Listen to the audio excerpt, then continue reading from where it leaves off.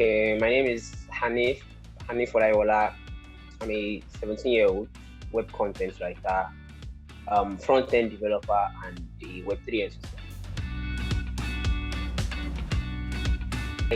I left school very young. I left school around when I was 14, 2019 to be precise. So when I left school, I didn't know what to do. I was, let's say, confused on what steps to take in my life. So actually, when I got to tech, I didn't even know I was doing tech. Like all I knew was I learned some skills on my phone. Was my then I didn't have a phone. I used my mom's phone. She paid for a copywriting class. It was 1,000 naira at that moment. Then I dropped copywriting. I dropped SEO. So I just dropped it. I wasn't serious. Then I went on to learn fashion design for like yeah 2019, 2020, then 2021 was when Sapa came. Yeah, I was broke, very broke. So that was how I just said, let me just get serious with this thing. Then I started applying for jobs. And until then, I didn't know what was called tech. Like all I knew was I was learning something with my phone, doing some things on my phone. That was what I knew. I was just writing on my phone. That was all. So ending of 2021, I got serious with it. Then I got two jobs at the end of 2021. And by 2022, then I started saying that okay, so this is even what tech is all about. Right from start, I didn't have any guidance. I was just on my own figuring things out, and yes, that's how I just started tech, I guess.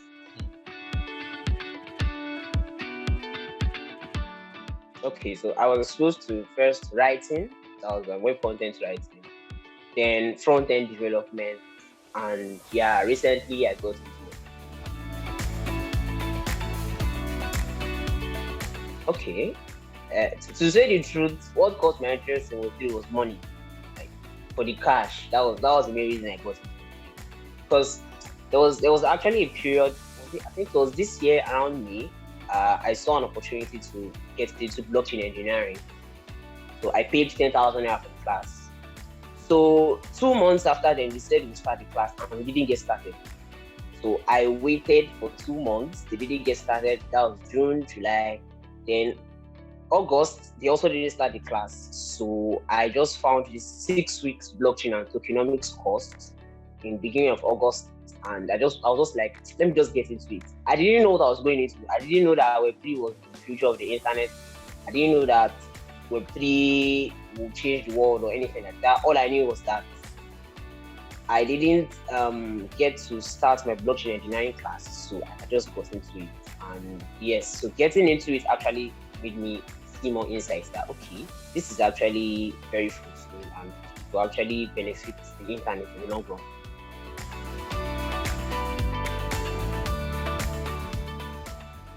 Okay, it is actually a bit tedious mixing those three parts, but the way I've been able to mix it in together was actually using writing as a medium um to actually join those three together. Because since I'm a writer, I learned Web3, I write about Web3, I'm learning front-end development, and I also write about front-end development. So I also have this zeal to actually educate people what I write and what I do. So getting into Web3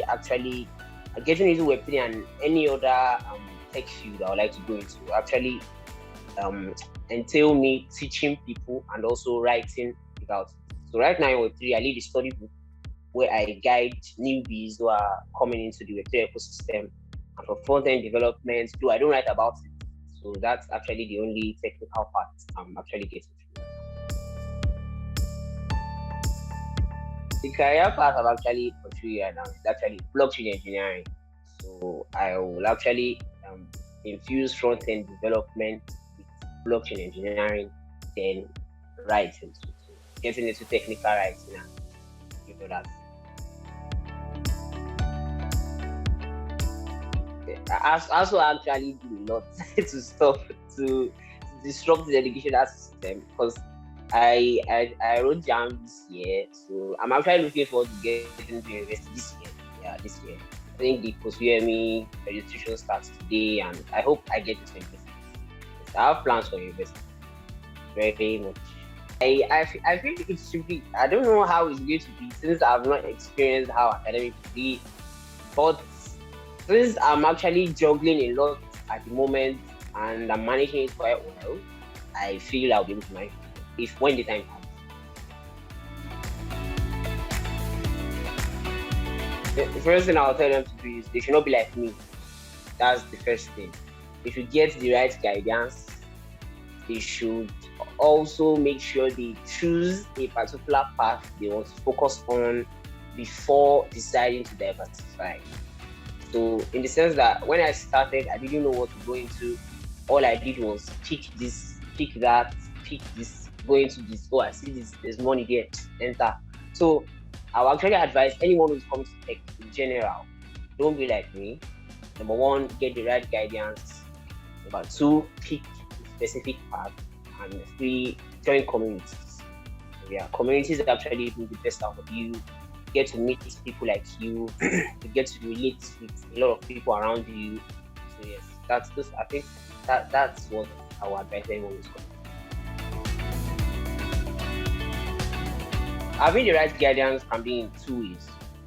Number one is you can find a mentor, find someone who you admire a lot in the tech space, then get in touch with them, ask them how they got to where they are, how they learn, and they can even share resources with you. That is one.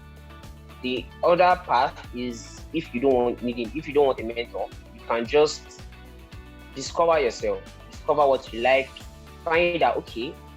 It's in tech, there are two things you can do. It's either you want to code or you don't want to code. Meaning, is that you want to go the technical path or you want to go non-technical. So if you decide that, okay, I want to know how to code, you can be like, okay, you want to become a full stack developer, you want to become a blockchain developer, you want to become an Android developer. While if you say, oh, you don't want to code, which means you want to become a product designer and be a product manager, can be a digital marketer, even become a business developer, because even tech companies need business developers. So you can pick any of those two paths, then research on, okay, how do I get started, and get a suitable course, and you will go far, definitely.